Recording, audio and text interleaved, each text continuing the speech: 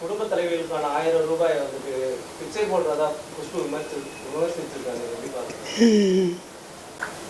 கற்கை நன்று கற்கை நன்று பிச்சை புகினும் கற்கை நன்று இல்லையா? அவங்க பிச்சை காசுன்னு சொல்லியிருக்காங்களா? தவறு.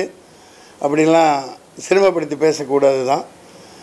ஆனால் 1000 ரூபாய் 6000 ரூபாய் 500 ரூபாய் இது கொடுக்குறாங்க. அதை பாராட்டலான்னு ஒரு பக்கம் இருந்தாலும் 45,000 கோடியா 45,000மா மாதம் வட்டி கட்டுறாங்க. அதுதான் ரொம்பவும் ஜீரணிக்க முடியாததாக இருக்குது. என்னை பொறுத்த வரைக்கும் எங்களுடைய இந்திய ஜனநாயக புலிகளின் கொள்கை வந்து இந்த அயல் நாட்டு அந்நிய முதலீடு எல்லாத்தையும் தூக்கிடணும். இரும்பு கோட்டை மாதிரி ரிஷப் புரட்சியிலான மாதிரி எல்லாத்தையும் மூடிட்டு இங்கே உற்பத்தியை பெருக்கணும், இங்கே உள்ளவர்களுக்கு வேலை வாய்ப்பு கொடுக்கணும். இவங்க சம்பாரித்து வச்சுக்கிட்டு எல்லாம் பண்ணுறாங்க. அது உங்களுக்கு எல்லாம் தெரியாதது அல்ல. அவங்களுக்கு பிச்சை சொன்னது குஷ்பு பிராட்டியார் செய்தது தவறு. அப்படிலாம் சொல்லக்கூடாது.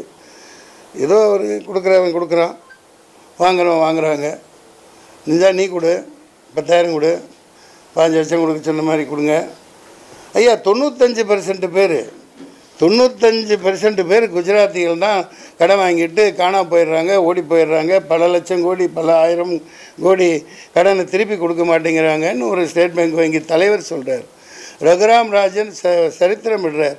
மோடி அவர்களே, நீங்கள் ஆர்எஸ்எஸ் அலுவலகத்தில் கூட்டி பெருக்கிட்டு இருக்கீங்கள, அப்போவே இந்தியா பாகிஸ்தானை பிறக்கிறதுக்கு முன்னாடியே இந்தியா பாகிஸ்தான் போர் நடந்து அதில் இந்தியா ஜெயிச்சிருக்கு. நீங்கள் இப்போ பிறக்கவே இல்லை. இது போன்று அடுக்கிக்கிட்டே வர்றார் ரகுராம் ராஜன். சாதாரண ஆள் இல்லை.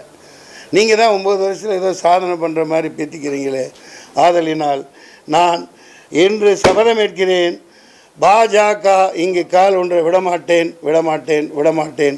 இன்றிலிருந்து என்னுடைய ஆயுதத்தை கையில் தூக்குவேன். சமநோக்கு, சமூக நல்லிணக்கம், இதுதான் எங்களுடைய தாரக மந்திரம். என்ன செல்லப்பாண்டியன் பார்த்துக்கலாம்.